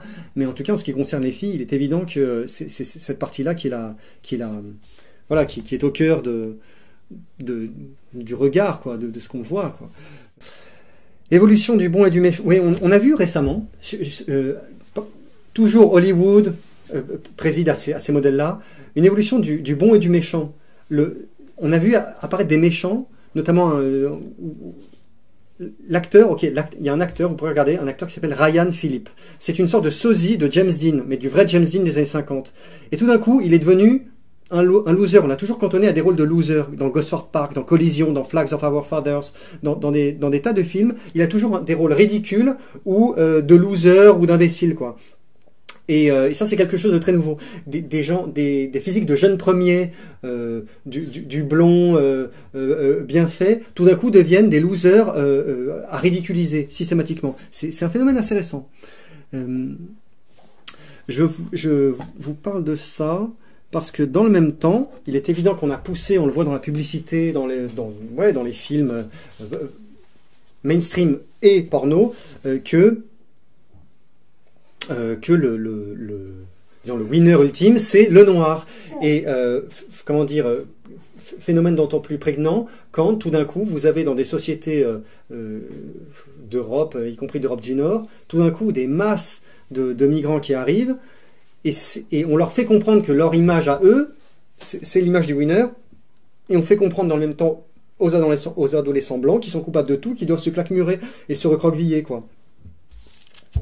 Voilà, dans un contexte pareil, je lisais récemment dans Le Monde un dossier, le sentiment de déclin des Blancs. Quand vous prenez autant de migrants sur la tronche, qu'on vous ridiculise à H24, qu'on vous soumet, qu'on vous regarde mal dans la rue, et que si vous relevez la tête, c'est pas contre une personne, mais contre 10 que vous devez vous battre, il y a un sentiment de déclin. C'est juste un sentiment de déclin, n'est-ce pas? C'est subjectif, c'est pas vrai, quoi. Il y a la volonté de propager une image symbolique de la blanche soumise, d'humilier par l'image, d'accompagner et d'appeler à la hagra de la rue, quoi. Alors, je vais essayer de dire ça bien, c'est qu'en fait, il y a un lien direct entre l'image médiatique ou réelle vue dans la rue. Il y a un lien direct entre le fait qu'il y ait la blanche à black et le fait qu'il y ait la hagra sur les blancs, quoi. Alors, comment est ce lien? Sur quoi il repose? Alors, vous avez, dans d'autres sociétés que la nôtre, le fait que si une femme de chez soi se met avec un homme de l'extérieur, c'est une humiliation, c'est intolérable. Et il a été très surprenant pour des étrangers, arrivés, disons, depuis les années 60, de constater qu'ici, ils pouvaient venir et prendre femme ici, et que ça ne choquait pas les hommes d'ici. Je veux dire, quand le mot de racisme toujours répété est ignoble parce que quand il est prononcé contre les blancs, parce que les blancs européens sont les moins racistes du monde, quoi. Pour le démontrer, amusez-vous si vous n'êtes pas du coin, pas du pays, à aller par exemple à Alger et vous balader main dans la main avec une fille du cru. Vous allez avoir des ennuis, on va vous jeter des pierres. Parce que vous n'êtes pas du coin, que vous n'avez pas à être là, que ce serait une honte, quoi. Et les populations disons, la culture d'origine des gens qui répandent la pornographie, ils ont aussi une culture tribale comme ça. Ils comprennent très bien ça. La plupart des blancs, ils s'en foutent, ils voient pas où est le problème. Ils haussent les épaules, quoi. Ouais, ben, les filles sont libres, chacun peut faire ce qu'il veut. C'est pas comme ça que le sujet se pose quand tout d'un coup ça devient un phénomène de société, quoi. Et que surtout on vous bombarde d'images comme ça. Regardez les publicités, quoi. Il y a un projet, quoi. C'est évident. Dans la culture des métisseurs, qu'une de leurs femmes leur soit confisquée par une autre ethnie revêt un caractère infamant et honteux. Essaye de te promener au Maghreb main dans la main avec une fille de là-bas dont on sait de réputation que tu la fréquentes intimement, on te jettera des pierres. L'image de la blanche nue a des conséquences catastrophiques, mais aussi l'image de la fameuse Gwendoline, main dans la main avec des étrangers. Image jamais avouée complètement, mais en privé, les gars te disent, dans une discussion, mes frères, les gouerettes, c'est-à-dire les caucasiennes, en réalité c'est des putes, tu vois, c'est des mères, donc nos femmes pour se marier, leurs femmes pour se vider. Et l'image pornographique constitue un signal envoyé, c'est les gouers, les babtous, c'est pas des hommes d'accepter ça, ils méritent donc leur hagra, parce que nous on ne veut surtout pas devenir comme eux, à la fois parce qu'ils contreviennent au principe de la pudeur en laissant, entre guillemets, leurs sœurs les déshonorer. Ils sont donc des faibles, et on ne doit pas respecter les faibles, on doit en profiter. On a le droit d'en profiter. Et c'est un cercle vicieux, quoi.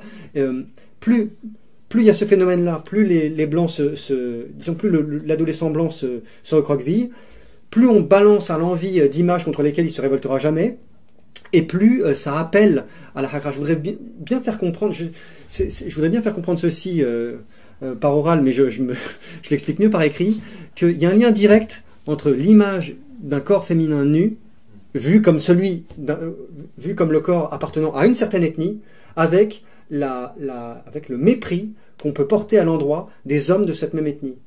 Voilà. Bien. Et donc, je dirais que ceux qui produisent ces images, ils ne peuvent pas l'ignorer, ça. Les fameux vigilants qui comprennent tout mieux que tout le monde. Si vous en avez un doute, regardez une critique que fait Alain Finkielkraut du film de Spike Lee. C'est quand Spike Lee il avait dérapé. C'était le film qui s'appelait Inside Man. C'est incroyable. Elle est sur Dailymotion, je crois. Elle n'est pas sur YouTube. Il a tout compris. Il est tellement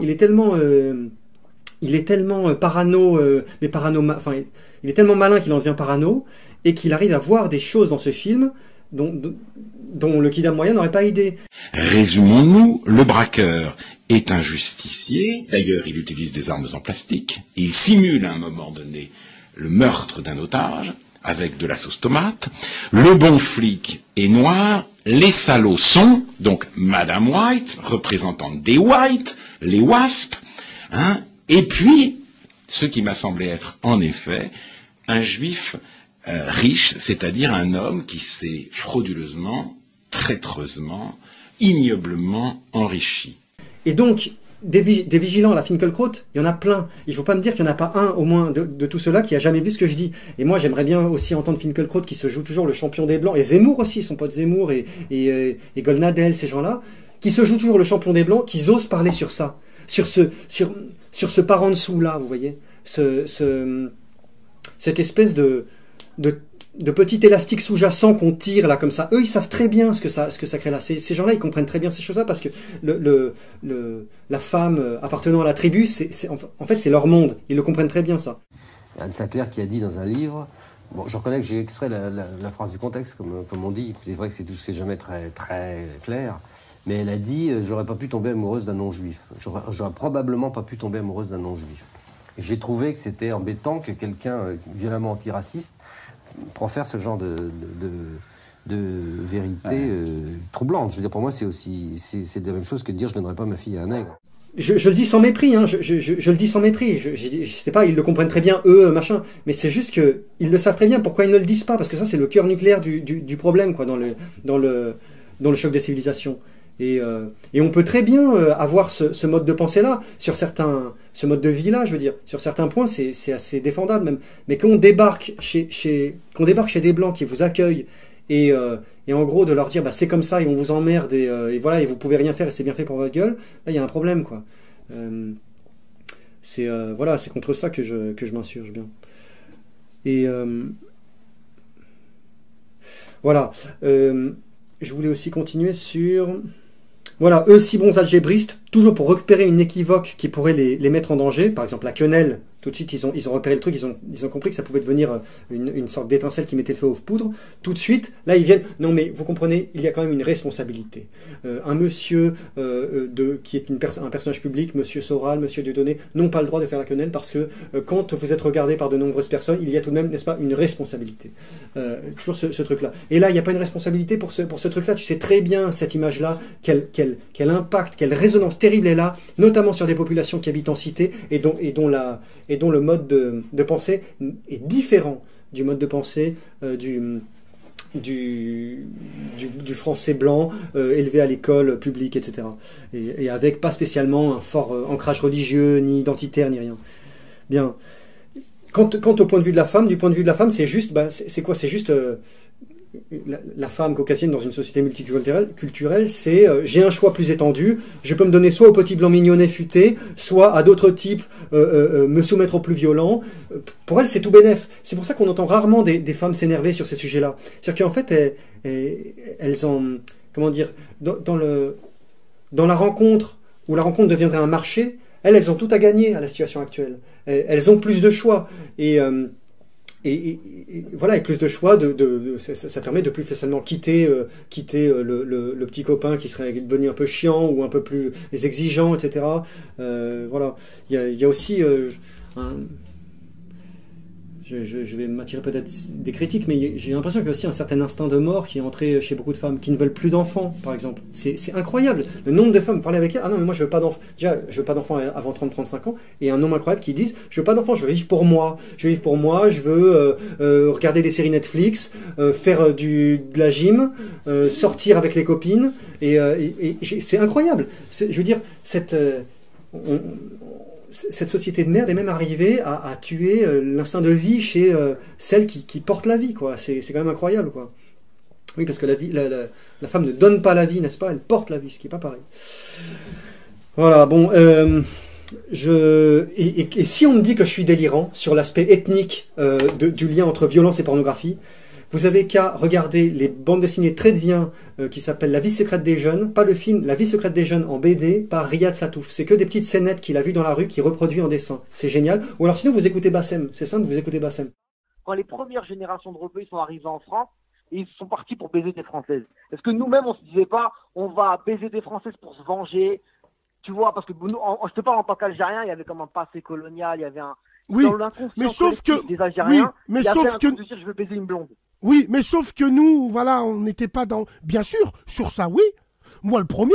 Avant, les Maghrébines, voilà, elles niquaient pas avant, frérot. Petit, je voulais des blondes parce que j'avais, c'est comme un seum, tu vois, un seum pour se venger. Il faut dire la vérité, il faut être franc avec soi-même. Je suis pas délirant. Dans les autres sociétés, les autres cultures, dont une que je connais très bien parce que j'ai un peu un pied dedans et que j'ai vécu des deux côtés de la barrière.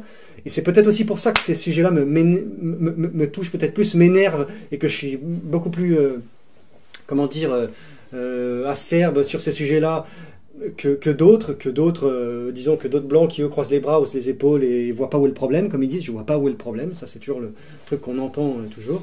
C'est peut-être parce qu'ayant connu des deux côtés, j'ai l'impression de voir qui est victime et qui ne l'est pas, quoi. Enfin, je suis désolé, c'est quand même hallucinant que même des blancs deviennent anti-blancs au point de pas voir ces choses-là et qui sont évidentes, quoi. Je veux dire, il y a vraiment il y a un racisme anti-blanc incroyable. Et si c'est pas racisme le mot exact, je sais pas, c'est vraiment c'est exploitation. Il y a une exploitation des blancs, quoi, de leur naïveté, de leur indolence, de leur vulnérabilité qui est incroyable.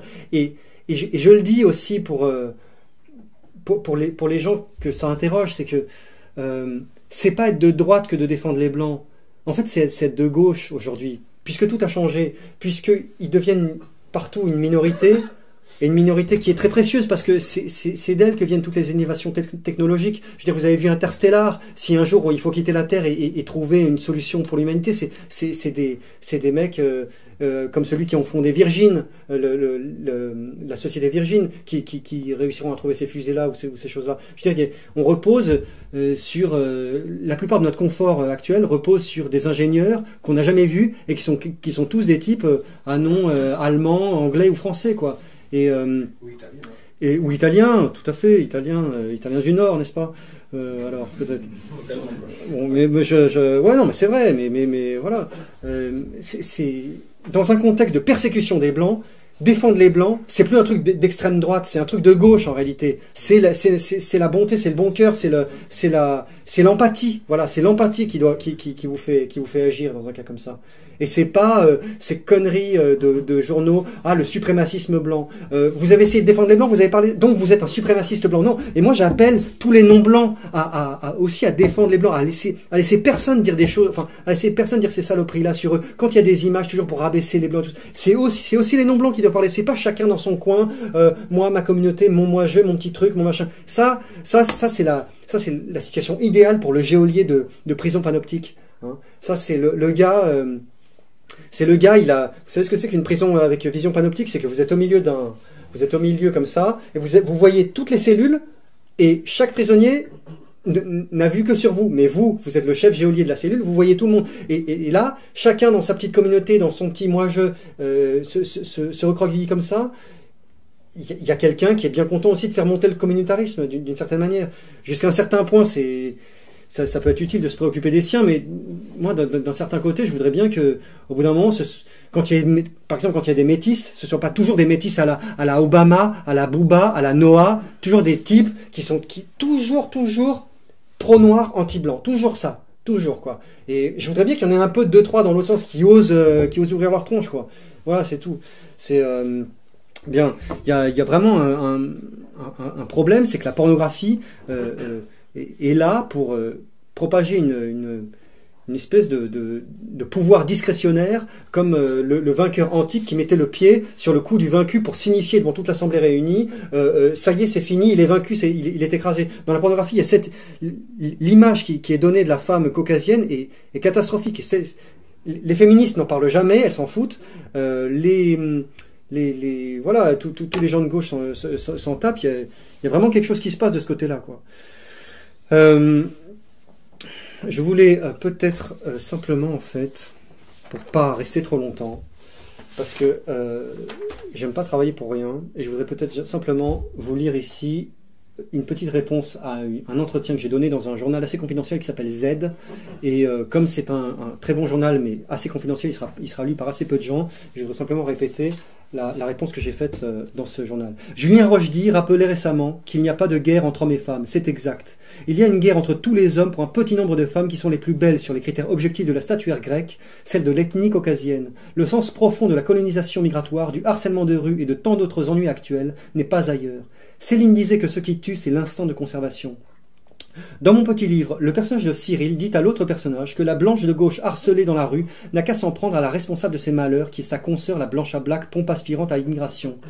C'est à cause d'elle que les harceleurs enhardis par ce qu'ils voient dans la rue et sur leurs écrans proclament entre eux que « Mais les Gwendo frères, regarde ces des putes, elles kiffent nos sars, mais celles qui refusent par contre, c'est des racistes, elles, il faut les punir. » Ces filles, somnambules des volontés dont parlait Céline, n'iraient jamais habiter la case en merde séchée de leur amant, ni partager son ragoût de mouche tsetse, ces deux produits du génie national pour lesquels elles votent avec leur chatte et leur cul, excusez-moi. Non, elles restent ici bien protégées par les lois des Blancs et par tous les bolos cocus philogines, ainsi parle Cyril. Quant à moi, voyez-vous, je ne ressens pas du tout la pitié que vous, les Blancs de souche, témoignez généralement envers les femmes, ni la sidération qui vous prend quand vous envoyez une pleurer. Ni le piédestal où vous les mettez, ni rien de tout cela. Les femmes ne sont pas sacrées. La plupart sont des menteuses, des profiteuses et des manipulatrices sans aucun sens moral, Schopenhauer. Ce sont peut-être mes origines arabes qui me tiraillent loin des valeurs de l'Occident, pour blasphémer comme cela, je ne sais pas, mais j'ai vu assez de maris ruinés, d'amis tombés 5 ans en dépression pour une rupture et d'autres suicidés par des manipulatrices qui les avaient poussés à bout. Quand vous tombez au chômage, la femme vous quitte. Quand quand vous tombez au chômage, la femme vous quitte. Quand la femme tombe au chômage, l'homme l'entoure de soins. Mais en définitive, j'ignore ce qui est le plus dégoûtant. Est-ce que c'est la pute à squatter migrant bien soumise, bien ravie d'être salopée, ou est-ce que c'est le blanc cuck qui ne voit pas où est le problème? Difficile à dire. Si je ne passe jamais à l'action violente, c'est parce que NSJC m'interdit de tuer les putes à coups de pierre, Jean chapitre 8, versets 1 à 11, et que je jette ma rage dans une œuvre écrite. Il m'est bien égal de passer pour un énergumène. Je suis certain d'avoir 20 ans d'avance sur les vaches qui regardent passer les trains, ou de passer pour un racialiste trouillard qui a peur que son sang soit dominé. Je ne suis pas un blanc pur et j'ai toujours assumé seul la vérité que je sens. Le monde, pour vivre civilisé, a besoin de blancs nombreux, heureux, aimés, dont le rayonnement se communique alors partout. Mon intérêt égoïste est que les blancs triomphent de leurs démons, et c'est l'intérêt de tous les non-blancs aussi, même s'ils le taisent souvent par hypocrisie, ingratitude et attentisme. Toutes ces blanches honteuses qui ont avalé l'esprit du diable sont agies par cet esprit et sont en train de participer à l'extermination des blancs, à l'extirpation de toute beauté, de toute paix possible. Bien. Un dernier aspect sur la consommation de pornographie, c'est qu'à terme, on empêche simplement la reproduction. Il y a une gestion des populations sur un mode un peu darwiniste, mais darwiniste social. Il y a un con qui me disait, ah ouais, donc c'est pas la faute au producteur, c'est la faute à Darwin. Un petit sarcasme comme ça. Mais il est évident que quand vous maîtrisez les flux pornographiques et que vous les diffusez dans un certain esprit, on l'a vu toujours bien en se concentrant au maximum sur le monde, disons, européen et caucasien, il y a des conséquences que ça va porter, et sur la reproduction elle-même, sur la capacité de reproduction elle-même. Solzhenitsyn disait, on a servi les peuples plus facilement par la pornographie que par les miradors. C'est incroyable de la part d'un gars qui précisément a vécu sous des miradors dans des goulags, quoi. Et le gars avait compris ça. Il n'y avait pas de pornographie de masse à l'époque, mais ça commençait tout juste. Et dans ses discours qu'il avait fait une tournée de conférences en Amérique. Voilà, il avait déjà compris, quoi. Le gars était capable de comprendre par analogie ce qui se passait, et voilà. 2-3 mots sur l'avenir de la pornographie. Un des points les plus importants de l'avenir, à mon avis, c'est qu'il y aura de plus en plus de catégories incroyables, genre par exemple que des acteurs qui ont été, je le sais parce que je regarde leur compte Twitter, des acteurs qui sont connus depuis 30 ans, notamment celui dont je parle dans la deuxième partie, Sean machin. Il s'est mis récemment à quoi? Aux trans, à taper non plus à consommer non plus des filles, mais des trans. Et c'est par là que ça peut sembler un sujet de blague, ça peut sembler incroyable, mais je suis persuadé qu'à terme, on fera rentrer ça à la population.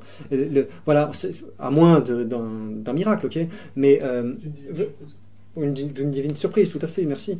Mais voilà, je veux dire, ça sent vraiment ça. Voilà, des choses absolument aberrantes, il y a encore 5 ans, deviennent normales. Bien. En conclusion, je voudrais simplement vous dire que les coûts sociaux de la pornographie, le choc psychologique, permet précisément la hagra sur les babtous, c'est-à-dire le choc concret physique.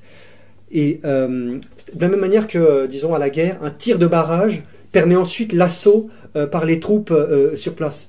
Oui, voilà, Céline parlait des troupes de choc, n'est-ce pas, de certaines personnes. Bien, une puissance quasi irrésistible de la pornographie, notamment chez les adolescents, qui vivent leurs pulsions les plus fortes à cet âge-là parce que les plus neuves. Puissance quasi irrésistible car s'inscrit dans un mouvement plus global. Et il y a une certaine vanité de prétendre y résister dans un esprit de chacun pour soi. On peut certes tout à fait se faire violence, et c'est tout à fait faisable, l'ascèse, le mépris aristocratique du commun, le nofap, la haine aussi de la chose. Mais il y a peut-être aussi une certaine lutte à poser à un échelon supérieur. De la même manière que pour empêcher le shit de se répandre dans la société, il faut peut-être au bout d'un certain moment le bloquer quelque part, l'arrêter. Pour faire ça, il faut être disons, un incorruptible. Voilà. Je veux dire au niveau politique, être un responsable politique qui soit un incorruptible. Bien, et voilà. Mais d'ailleurs, en ce qui concerne le shit et la pornographie, c'est à peu près la même explosion de consommation depuis 2000, et c'est à peu près les mêmes propagateurs.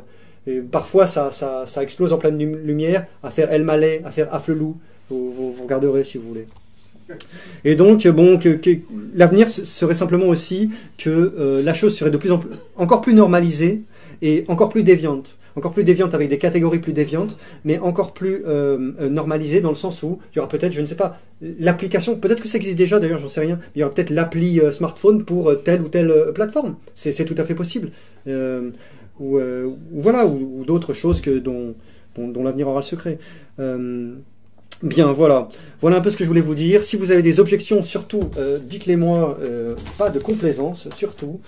Et voilà, je suis content que vous soyez venu ici, ça me touche, et je vous remercie de votre attention. J'espère que j'ai pas été trop long. Et,